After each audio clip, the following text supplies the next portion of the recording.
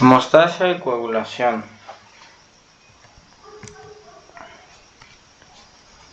¿Qué es la hemostasia?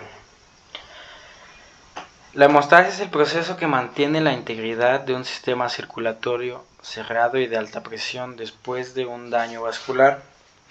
En otras palabras, es evitar la pérdida de sangre. ¿Qué es la coagulación? La coagulación de la sangre es el proceso que requiere la participación y la interacción de plaquetas y proteínas plasmáticas y o transmembranas que tienen como función generar la trombina, enzima central del sistema de coagulación, que tiene como función hemostática central la transformar el fibrógeno en fibrina. En otras palabras, pasar la sangre de un estado líquido a un estado semisólido. Lo veremos a continuación. Empezaremos por la hemostasia primaria. En esta se produce para bajar el flujo sanguíneo de la zona afectada, siendo eso posible gracias a los reflejos neurológicos y a la endotelina, un potente vasoconstrictor que es derivado por la ruptura del endotelio. A su vez tendremos el endotelio, la membrana basal, el músculo liso arteriolar, la liberación de la endotelina por la ruptura, y a su vez aquí se llevará a cabo la vasoconstricción y el colágeno quedará expuesto. La vasoconstricción se puede observar que se está contrayendo, esto para evitar la pérdida de sangre. Pero no solo basta con esto. A continuación entrará en su proceso la hemostasia primaria. En esta se va a formar un tapón plaquetario gracias a la ruptura del endotelio, que expone al factor de von Willebrand y al colágeno antes mencionado, lo que promueve que se adhieran plaquetas y se activen.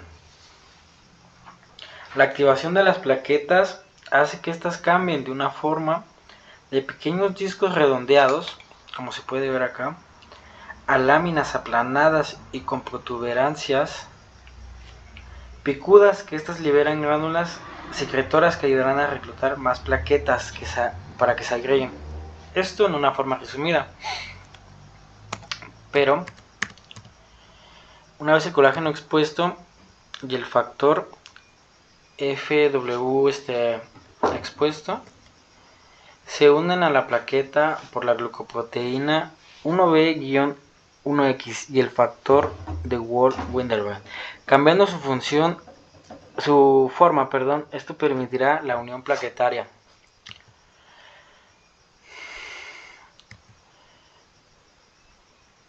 Y una vez unida, las plaquetas se llevará a la liberación de gránulos, que esto va a hacer que se libere ADP, PF4, calcio, serotonina, factor de crecimiento derivado de plaquetas, tromboxano A2, que es de mucha importancia. Igual este factor influye bastante, pero lo mencionaremos a continuación.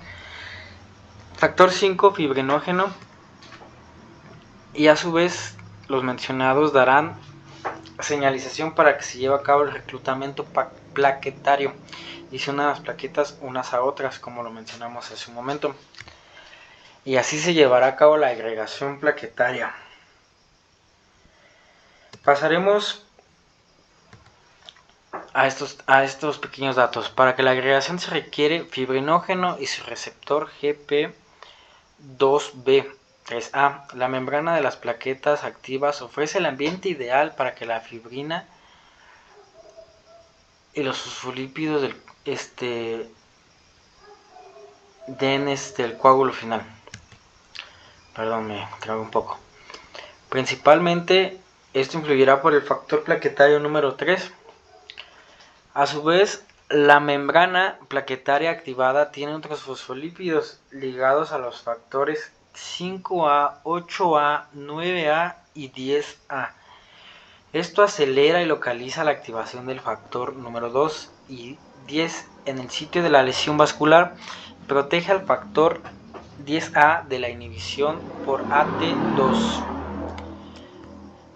A su vez pasaremos a la hemostasia secundaria.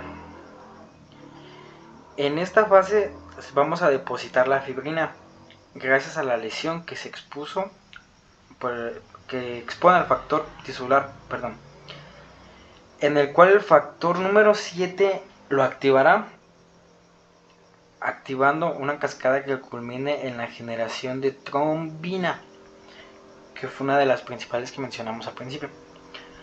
A su vez la trombina es esencial para que el fibrinógeno se vuelva fibrina, para que pase del fibrinógeno pase a fibrina, Se crea una malla de la misma fibrina y además se agregan más plaquetas. Gracias a esta hemostasia consolida al tapón inicial.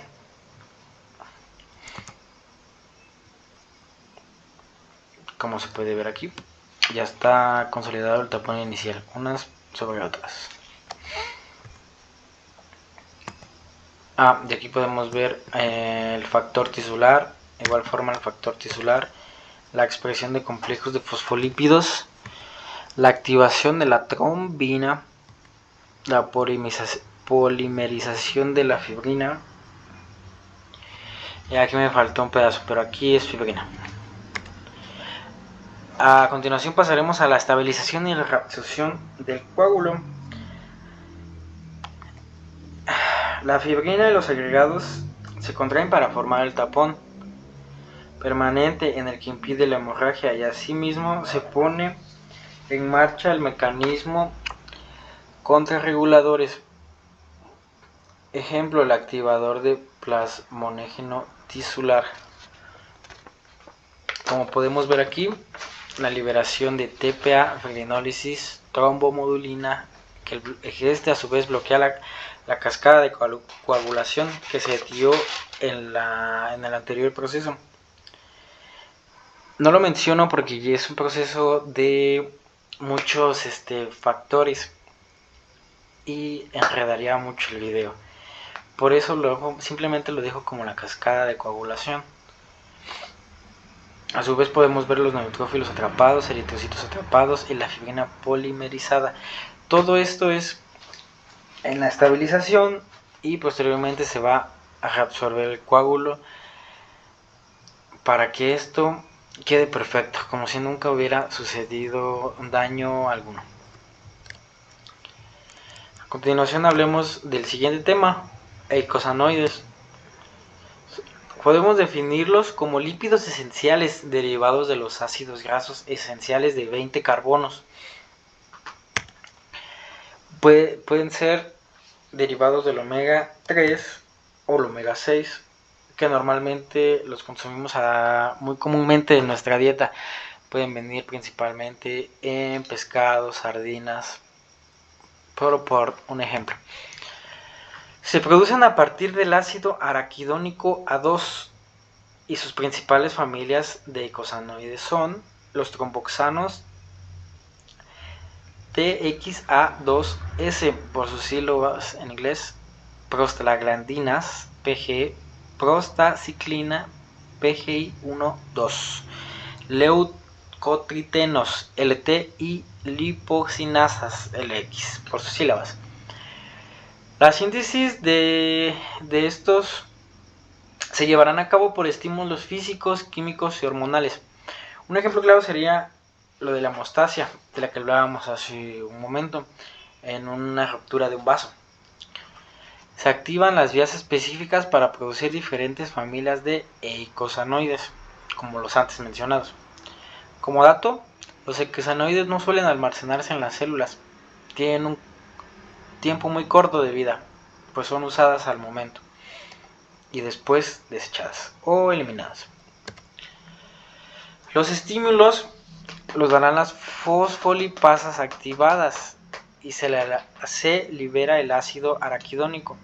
A su vez, el ácido araquidónico se metaboliza por diferentes vías enzimáticas, ya dependiendo la función o el estímulo que se haya llevado a cabo, como lo mencionamos antes. Y de ellos tenemos las LOX, leucotrienos y lipoxinas, y a su vez las COX, prostaciclina, tramboxano, TXA2. Muy importante mencionarlo porque el tramboxano fue el que nos ayudó en el proceso anterior de la hemostasia.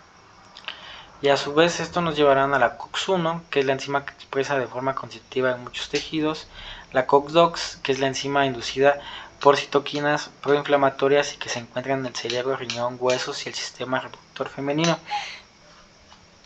Principalmente estos nos ayudan como